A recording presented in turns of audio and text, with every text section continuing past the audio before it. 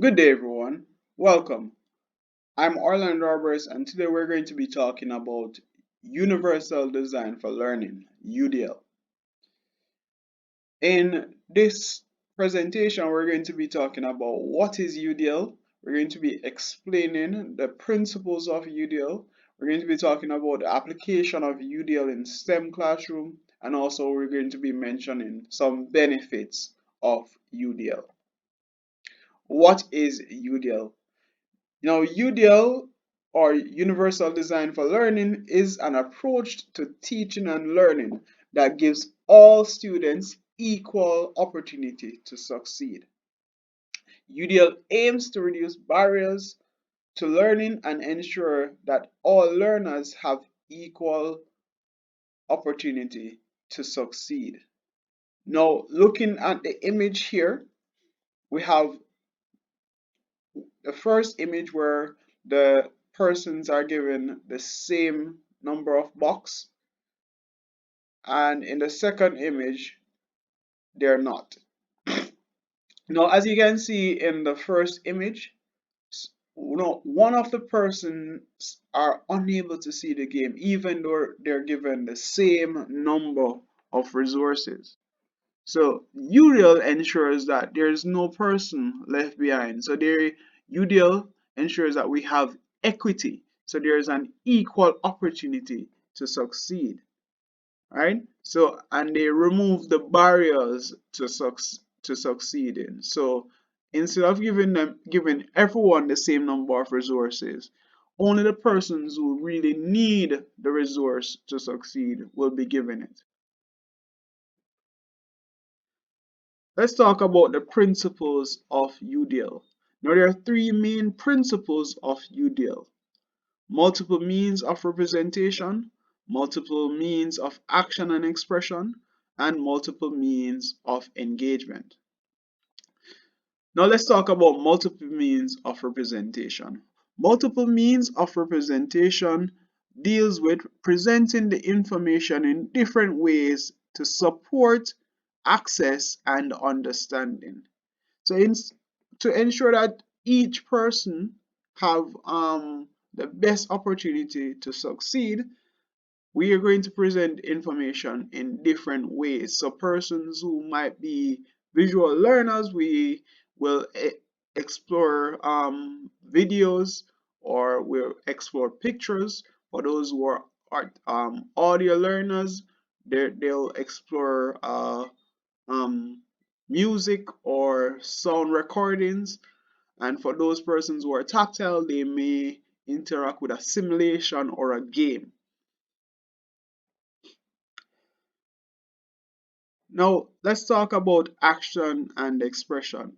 Action and expression offers option and support to all, so everyone can create, learn, and share. So here it ensures that students have different ways of presenting what they learn.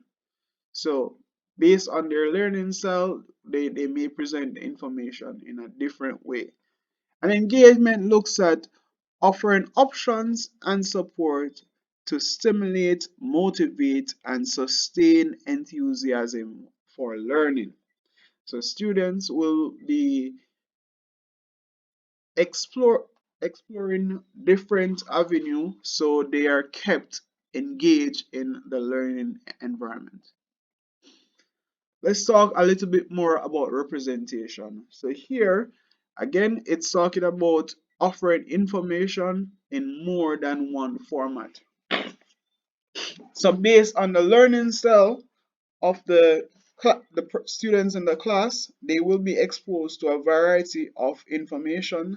So they will be exposed to like sound, music, audio, books, literature, magazines, lecture, graphs, and charts, depending on their learning style. So those persons who are visual learners, they would be exposed to like videos, and those persons who are tactile learners, they may be exposed to an experiment or things like that.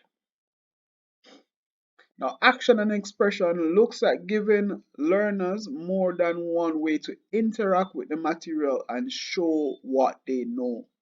So they're exposed to a variety of ways to express their knowledge. So you have paper and pen writing, podcast, video, digital story, simulation, game, concept map, and so on. Now, as it relates to engagement in the learning, so this is what is there to sustain the students in the learning environment. So possible examples are like interactive game providing choices, collaborative teamwork, self-reflection on choices, real life application, and music. So most times, if students see the real life application of a particular concept, so say for example, students living in Jamaica and were learning about chemistry like in metals, then it would be important for us to explain how important it is for Jamaica to remove aluminum from its ore and produce bauxite, which is then transported. And we can discuss the real life application of this. Let's talk a little bit more about the application of UDL. So we're going to be talking about the application of the different principles in UDL. So the first principle that we want to talk about is representation. So there are three main ways that we could look at applying this in a STEM lesson. So we have a variety of format. Um, we have introduction of background knowledge and introduction or clarification of vocabulary and symbols. Now, as it relates to varied format, we have to ensure that we expose the learners to different forms of information or media. So we have students being exposed to like videos, simulation, interactive diagram, infographics, and so on. Especially in science, it's important that we clarify vocabularies and symbols. So, say for example, if we're talking in biology, it would be important for us to have like a vocabulary or a glossary, so students are exposed to key words related to the concepts, um, and as it relates to like another subject like chemistry, it would be important that students are exposed to particular symbols, or in physics, they're exposed to symbols like in electricity or in magnetism, because this would be important for the teaching and learning experience. Also, it's important as educators that we include a background knowledge. So we may introduce the students to prior knowledge because we don't want any student to be disadvantaged from the learning experience. So we couldn't include prior information before diving into more complex information. All right, as it relates to action and expression, we have to ensure that we have a variety of assessment. So students are assessed in various ways. So they could be assessed in the form of a report, presentation. They could be asked to do a video, or they could be asked to complete a model. Or for students who enjoy writing, then they could be asked to do like a portfolio or a writing essay. We also need to ensure that we have assistive tools as students express themselves. So students who might have impairments, or like a person who is uh, hearing impaired, they may need and assistive technology, so they could have like speech to text or closed captioning to support them in the learning experience. We also need to ensure that we have students exposed to different forms of manipulative, both physical and digital. So students are given hands-on experiences. So they are exposed to things like models in science, specifically in chemistry or in biology. They get exposed to models, and they may also get exposed to real life specimen. So if they're learning about the heart, they may be exposed to a model of the heart or the actual heart. Or they may be exposed to a virtual simulation learning about circulation and so on. As it relates to engagement, there are three ways that this could be applied in terms of choice and autonomy, relevance and value, and self-regulation. Now, there needs to be choice and autonomy in the learning experience. So students may be given the choice in terms of a project-based learning experience where they choose a particular STEM topic and they carry out a project on their topic of interest. So, say for example, if a student, if we're in a chemistry lesson, students could be exposed to the syllabus and they would choose particular topic of relevance to them or interest to them, and they would carry out that particular study, that project-based study. We also need to ensure that we attach relevance and value to the learning experience, so students actually get are kept engaged in the experience, because once there is a relevance, or they get to develop an importance of the particular concept that they're learning, then they're more enthused to take part in the learning experience. So a good way to do this is the introduction of like guest speakers. We could have students visit specific site to learn about the particular concept. They could visit like museum. They could perform laboratory experiences. They could watch like an engineering film, and so on. We also need to ensure that our students are self-regulated to help them keep engaged. So students, once they have a personal goal attached to the learning experience, then this is a good way to keep them engaged and enthused in the learning experience. Students are often engaged if they are mindful and reflective.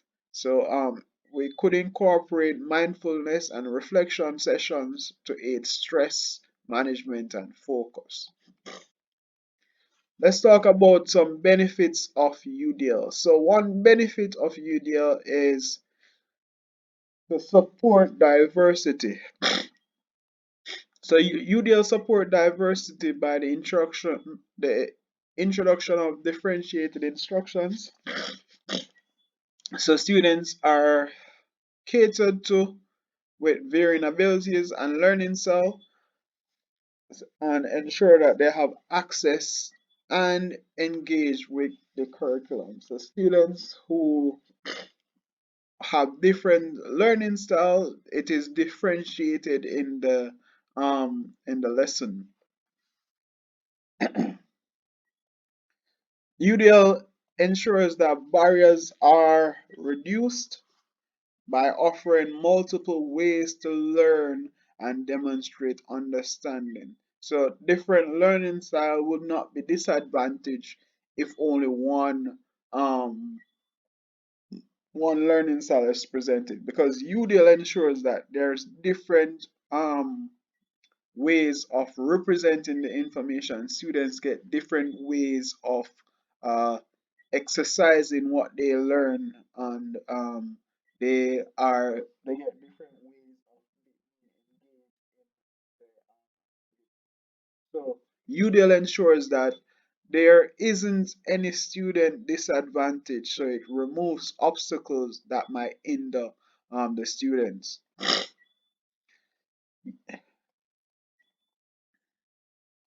Another benefit of UDL is that it ensures that students are kept motivated.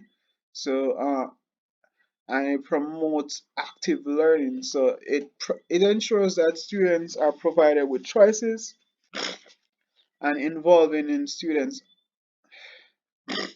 hands-on real-life activities. So UDL makes learning more engaging and interactive by ensuring that students are autonomic.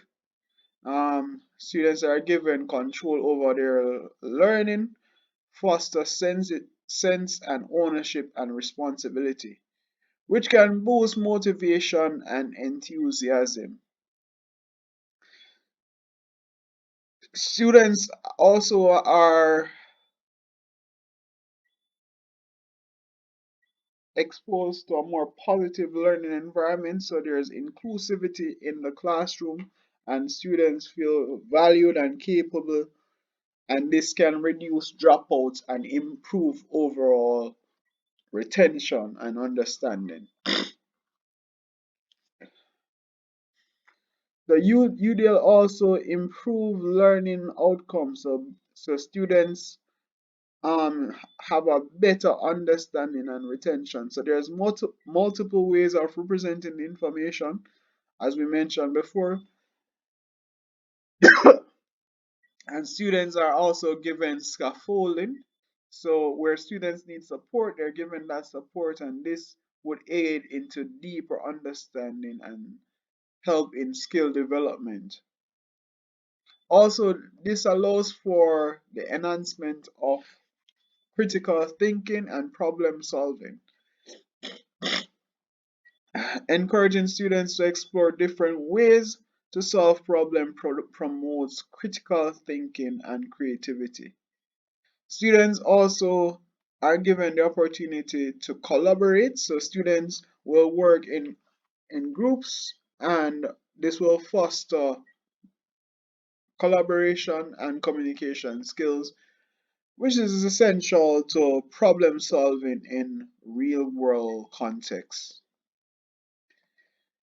Finally, UDL ensures that we have innovative teaching practice and flexibility and adaptability. So UDL encourages educators to be more flexible and creative in the teaching and learning experience, leading to a more dynamic and effective instruction. Because of this, we have continuous improvement. So we have teachers performing regular reflections, so they improve their teaching trait. We also have a classroom environment which is more inclusive and students are more engaged, as well as the teachers are more engaged. This will also uh, allow for resource optimization, so only those students who actually need the resource or support are given, so there isn't a waste, or the resource are distributed more efficiently in the education system, and this will ensure that all the stakeholders in the teaching and learning experience are benefiting from this experience. Now, thank you, and that is the end of my presentation.